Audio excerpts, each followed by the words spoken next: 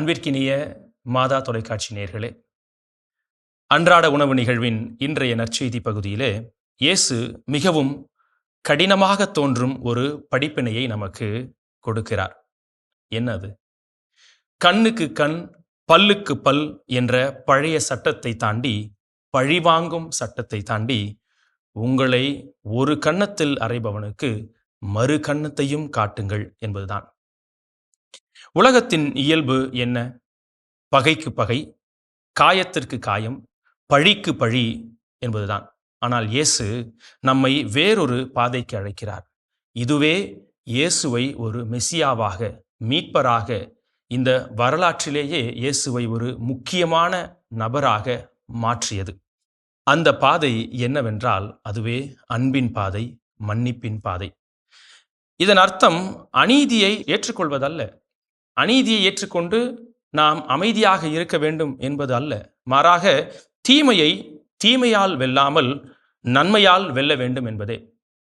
கூறுவார்கள், நடக்கும் வன்முறை அனைத்தும் இன்னொரு வன்முறையினால் பிறந்தது என்றே.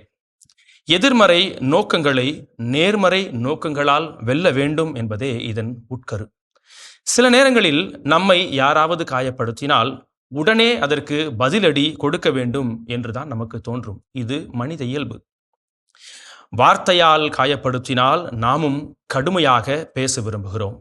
ஆனால் இயேசு நம்மை சுய கட்டுப்பாட்டிற்கும் மன்னிப்பிற்கும் அழைக்கிறார்.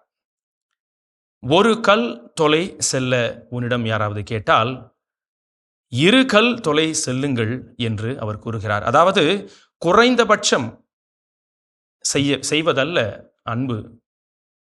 அன்பில் இன்னும் அதிகமாக கொடுப்பதே கிறிஸ்துவ அன்பு.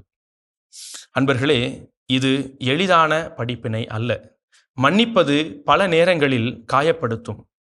அமைதியாக இருப்பது பலவீனமாக தோன்றலாம் கூட. ஆனால் இயேசுவில் இந்த படிப்பினை, சிலுவையில் இயேசுவே இதை வாழ்ந்து காட்டினார் என்பதை நமக்கு எடுத்து எம்புகிறது. அவரை துன்பப்படுத்தினவர்களுக்கெல்லாம் அவர் ஜெபித்தார். அவர்களை இறைவனோடு ஒன்றிக்க அவர்களுக்கு மன்னிப்பை வழங்கினார். தந்தையே, இவர்கள் செய்வது இன்னதென்று அறியாமல் செய்கிறார்கள், இவர்களை மன்னியும் என்று சிலுவையின் துயரத்தோடு அவர்களை மன்னித்தார். இதுவே நிறைவான அன்பு. உண்மையான பலம் கோபத்திலே இல்லை, மன்னிப்பில்தான் இருக்கிறது என்பதுதான் உண்மை. உண்மையான வெற்றி பழி வாங்குவதில் இல்லை, அன்பில் உள்ளது என்பதுதான் உண்மையான இந்த ஒரு நற்செய்தி பகுதியிலே நாம் எடுத்துக்கொள்ள விரும்புவது. இன்றைய உலகில் குடும்பங்களும் உறவுகளும் உடைவதற்கு காரணம் மன்னிக்காத மனம். இயேசு இன்று நம்மிடம் கேட்பது, நீ காயத்தை பிடித்து கொண்டு வாழப்போகிறாயா அல்லது மன்னித்து சுதந்திரமடைந்து வாழப்போகிறாயா? சற்றே சிந்திப்போம். ஒரு சிறிய மன்னிப்பு, ஒரு சிறிய புன்னகை பல்வேறு காயங்களை ஆற்றும் வல்லமை கொண்டது. நம்முடைய குடும்பங்களிலே மன்னிப்பை விதைப்போம். நல்ல ஒரு மகிழ்வான வாழ்வை நாம் அறுவடை செய்வோம். மேலும் அவர் சொல்கிறார், கேட்கிறவர்களுக்கு கொடுங்கள். அதாவது நம் இதயம் தாராளமாய் இருக்க வேண்டும். பணம் மட்டுமல்ல, நேரம், அன்பு, கவனம், உதவி இவையும் கொடைகளே. இந்த நற்செய்தி நம்மை உலகத்தின் பழிவாங்கும் மனப்பான்மையிலிருந்து கிறிஸ்துவின் மன்னிக்கும் இதயத்திற்கு நுழைய அழைக்கிறது. காயங்களை விடுவிக்கும் மனதையும் மன்னிக்கும் அன்பையும் தீமையை நன்மையால் வெல்லும் அருளையும் எங்களுக்கு தாரும் என்று இறைவேண்டல் நம் மத்தியிலே இருப்பதாக. இவ்வாறாக நம்முடைய இறைவேண்டல் இருப்பதாக. இன்றைய நாளை இறையேசுவுடன் முன்னெடுப்போம்.